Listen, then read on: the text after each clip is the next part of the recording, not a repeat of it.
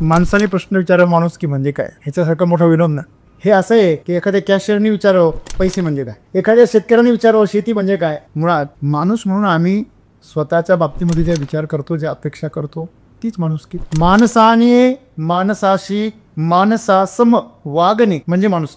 माणसाने माणसासारखं वागावं ह्याच्यामध्ये काय विशेष आहे? तो माणसासारखं वागत नाही हे विशेष. एखादा जनावर असून जर माणसासारखं जर वागायला लागले, एक जरी गुण त्याच्यामध्ये सापडला तर त्या जनावराचं काय कौतुक होतं. आणि आज माणसासारखी वागत, त्यांचं अवमूल्यन झालं, ती जनावरासारखी वाग. हे कशामुळे झालं? हे आमच्या स्वार्थामुळे, वासनांमुळे, कामनांमुळे, अहंकारामुळे निर्माण झालं. सद्गुरू असं म्हणतात, त्यांचा म्हणण्याचा उद्देश आहे की माणूस जो आहे त्याचं माणसासारखं वागणं, संस्कृती बरोबर जगणं, प्रकृती बरोबर जगणं. माणसाने माणसाबरोबर माणसासारखं वागणं ही प्रकृती आहे, माणसाने माणसाबरोबर जनावरासारखं वागणं ही विकृती आहे, आणि माणसाने माणसाबरोबर देवासारखं वागणं ही आमची काय संस्कृती आहे. स्वतःच्या अगोदर दुसऱ्याचा विचार करणे म्हणजे माणूस. जे तुम्हाला हवंय ते पहिलं दुसऱ्याला मिळालं पाहिजे ही माणुसकी. ज्यावेळेस माणसामध्ये माणुसकी जिवंत असते, सद्गुरू असं म्हणतात, तेव्हा तुम्ही जे काही करता ना तेव्हा ती सर्वांच्या भल्याचंच करता. ज्याच्यामध्ये संवेद नाही तो दुसऱ्यावर हल्ला करू शकत नाही, हिंसा करू शकत नाही.